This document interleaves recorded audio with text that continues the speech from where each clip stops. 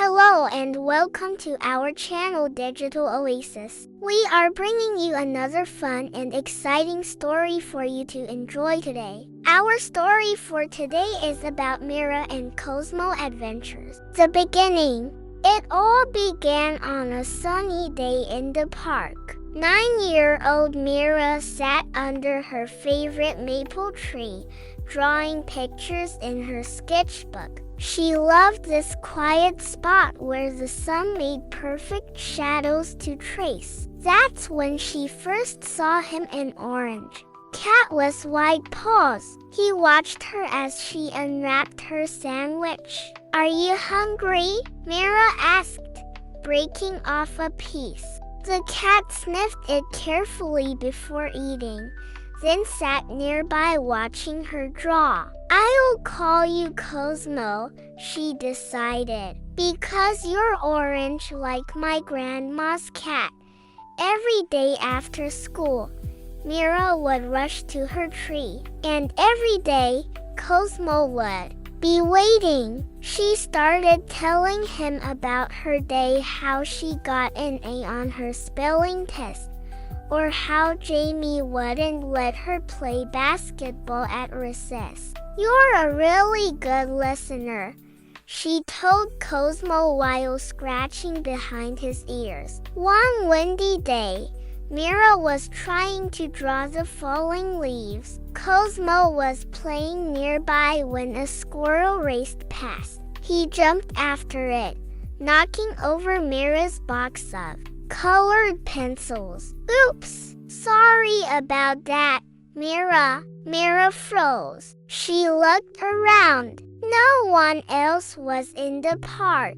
"Did you just talk?" she whispered. Kosmo's eyes grew wide. He sat down and wrapped his tail around his paws. "Well, yes," he said in a small voice. "Please don't tell anyone." Mira's mouth fell open. "My cat can talk." "I'm not exactly your cat," Kosmo said, "but we are friends, right?" Mira nodded, still amazed. "Best friends, and I promise to keep your secret."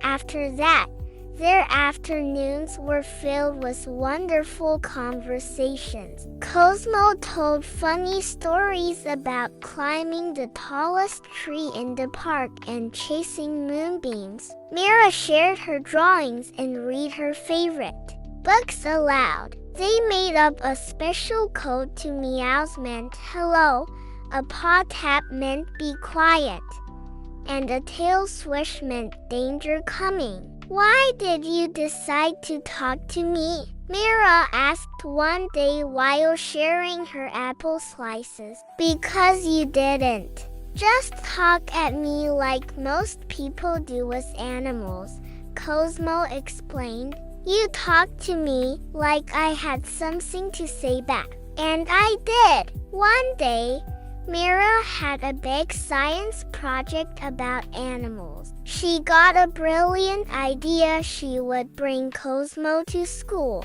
She hid him in her backpack and snuck him into class. Everything was going well until Miss Parker asked a question about cats. Actually came Kosmo's voice from inside the backpack.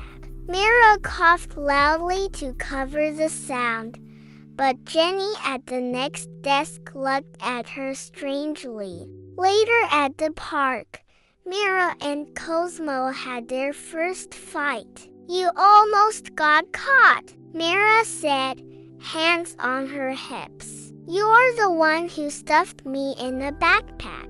Kosmo's tail swished angrily. "I was trying to get an A," said Mira. "Well, I was trying to help," said Kosmo. Kosmo ran away, disappearing into the bushes. Mira went home with tears in her eyes. For 3 whole days, Kosmo didn't come to the tree. Mira brought his favorite tuna sandwich and waited. She drew pictures of them together and left them under a rock. On the fourth day, she sat under the tree feeling very lonely. Then she felt something soft bump against her hand. It was Kosmo, holding a small flower in his mouth. "I picked this from Mrs. Wilson's garden," he said, dropping it in her lap.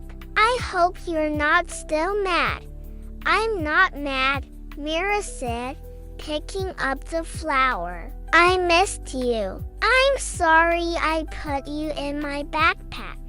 And I'm sorry I almost talked in class," Kosmo said, climbing into her lap. "I guess it's hard keeping such a big secret."